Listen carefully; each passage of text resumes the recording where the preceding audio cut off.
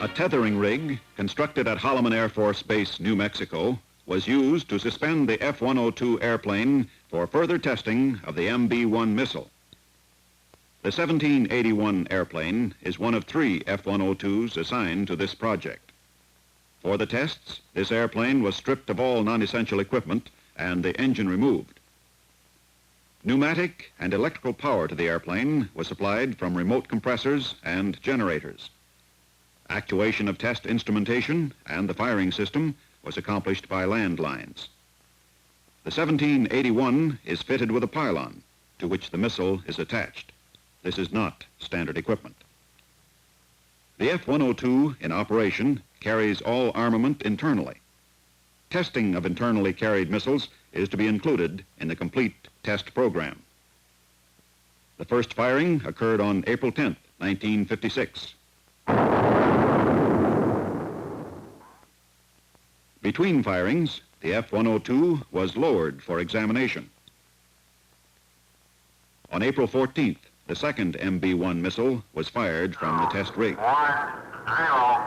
MB-1 is the largest solid propellant missile to be fired, developing a thrust of 37,500 pounds.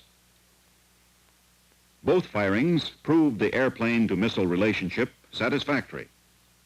Visual examination of the F-102 revealed no significant effects of blast pressure or temperature. Data for complete analysis of test results was obtained from oscillographs, telemetering equipment, internal camera coverage, and FastX range instrumentation. Following the tests, the F-102 was restored to flight status, and preparations were made for the first airborne firing of the MB-1 from standard F-102A missile launchers.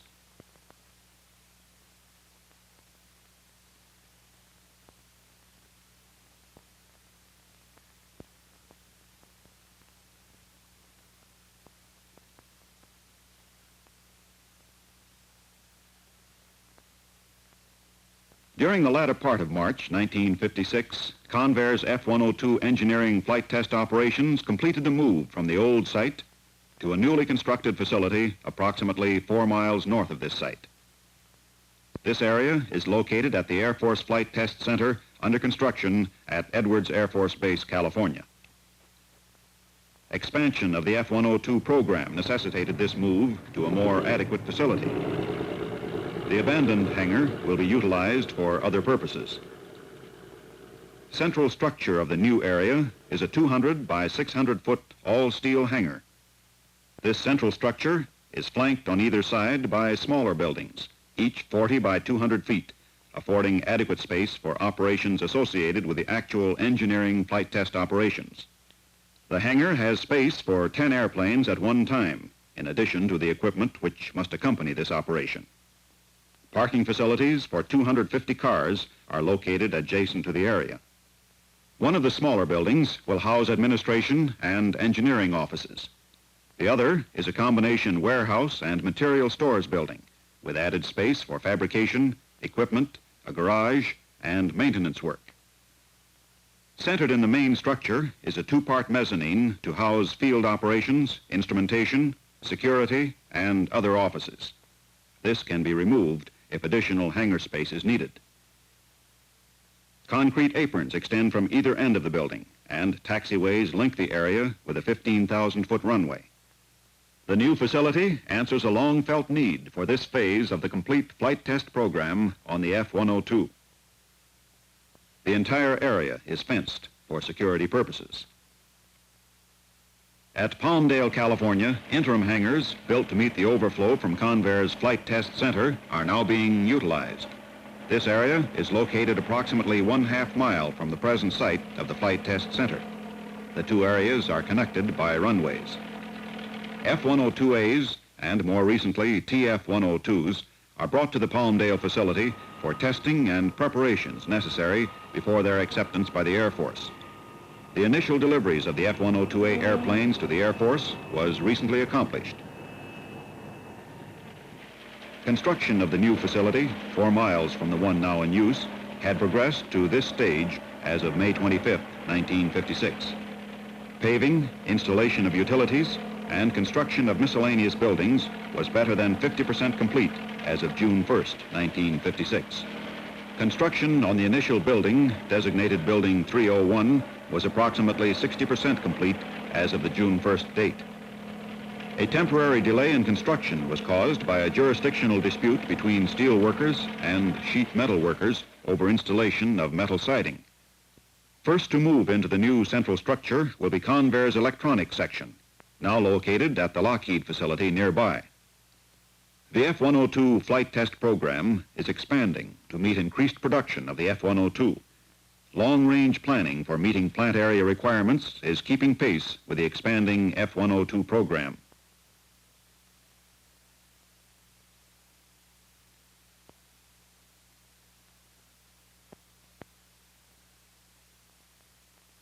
At Convair's San Diego plant, work on F-102 flyaway stations was approximately 80% complete as of June 1st, 1956. The new area is located adjacent to a 4-station facility presently used in this phase of the F-102 program. F-102s and the TF-102s are towed from final assembly lines to this area for fueling, oiling, green engine run, and maintenance procedures prior to flight to the Production Flight Test Center at Palmdale, California. 11 new stations being added will bring the engine run-up stations to a capacity of 15. Present plans call for expansion of the F-102 program to triple the rate of present production. The new facility includes a small hangar, which will be used for maintenance work on the F-102. This hangar will provide adequate space and equipment for engine removal and servicing. Operations offices are a part of the construction. Space will be utilized by Air Force inspection, engineering personnel, and pilots. The concrete apron will be used for parking airplanes and for minor maintenance. 5 spaces are provided for airplanes that are ready for release to the Flight Test Center. Tentative plans of the field operations section have been set up with provisions for addition of sound suppression concrete block housings.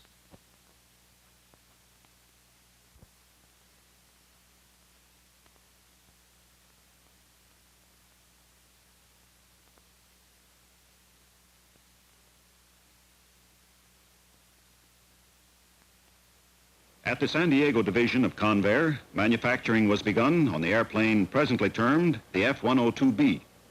Fuselage construction includes 4 sections, 2 of which are being manufactured as test stands. One of these will serve as a power plant test stand. The other, more detailed, will include wing and fin components and will be used as a control systems test stand. This is being done to simulate as closely as possible the actual airplane in order to obtain better dynamics charts in test procedures. The remaining fuselage sections, upon completion, will become the prototype flight models of the new airplane. The design of the fuselage sections includes a smaller cross-sectional area. Vertical fin and air brake area has been increased. Air intake ducts on the new models have been placed further aft. The intake duct features a variable ramp for better flow characteristics at various Mach numbers. Variable ramps are controlled by the air data computer built into the 102B prototypes. Redesign of the cockpit has centered around the inclusion of the Hughes MA-1 unit. The canted bulkhead is further forward. Provisions have been made for the basic side stick configuration with kits and installation procedures for mounting a center stick. Present plans call for use of the J-75 turbojet engine. Built to withstand very large loads, the wing, built in 2 sections, is essentially all fuel tank. Like the fuselage sections, major assembly fixtures are aligned through the use of optical tooling. By this method, extreme accuracy in the duplication of aircraft assemblies is possible. Upon completion, the 2 wing sections will be mated in this jig. After alignment of the major assembly fixtures, the 2 sections will be placed into position and moved together for mating. A full-scale test rig is under construction for proving 102B fuel systems. The rig will be used to simulate flight conditions. Wings under construction include one for this testing phase, as well as for the prototype models and control systems test stand. Delivery of wing sections for mating to fuselage is scheduled for the latter part of August 1956. In another plant area, production activity on the F-102A continues at an increasing rate. Through long-range planning, it is expected that at the height of production, F-102A release will triple that of present production.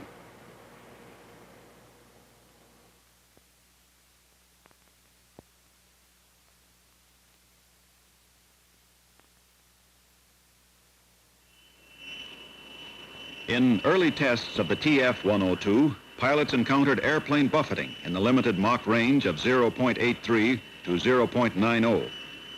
Convair's San Diego pre-design and aerodynamics sections, working jointly with engineering personnel of Convair's Fort Worth plant, set about to solve the problem. Engineers discovered that rapid curvature around the side-by-side canopy created supervelocities of such magnitude that separation occurred once the air decelerated to stream velocities. Tuft flow studies showed the separation areas where vortex generators on the original canopy design should be installed. A single row of generators was placed on the forward frame of the original canopy configuration. Considerable reduction of buffet was accomplished. The tests also revealed how a cut-down canopy could be shaped to reduce these local velocities or negative pressures which caused the shock separation and consequent buffet. As a result of these studies, two possible solutions were presented: modification of the original canopy by adding vortex generators, or redesign of the canopy. Further investigations resulted in placement of a double row of 1-inch high generators on both the original canopy and the cut-down canopy. Extensive Air Force flight evaluations were made on the two canopies. For all practical purposes, the cut-down canopy, with the addition of the 2 rows of generators, was found to be buffet-free. The original canopy, with a similar installation, provided for buffet reduction to a point which no longer constitutes a flight problem. The Air Force decision was in favor of the original canopy configuration with the double row of vortex generators.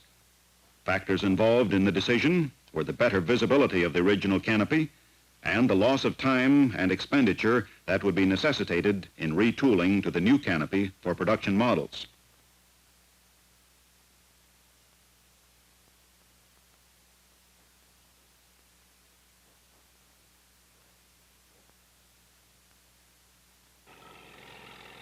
The first Delta Wing supersonic all-weather F-102A interceptor to be delivered to a United States Air Force squadron rolled out of its hangar at Palmdale, California, May 1st, 1956. This is number 1 of scheduled deliveries to the 327th Interceptor Squadron, making it the initial F-102A equipped Air Force squadron. Lieutenant Colonel Charles E. Rigney accepted the interceptor for the Air Force. Commanding officer of the 327th, Lieutenant Colonel Rigney, received a last-minute checkout from Convair pilot Rex Warden before taking off for the 40-mile flight to George Air Force Base, Victorville, California.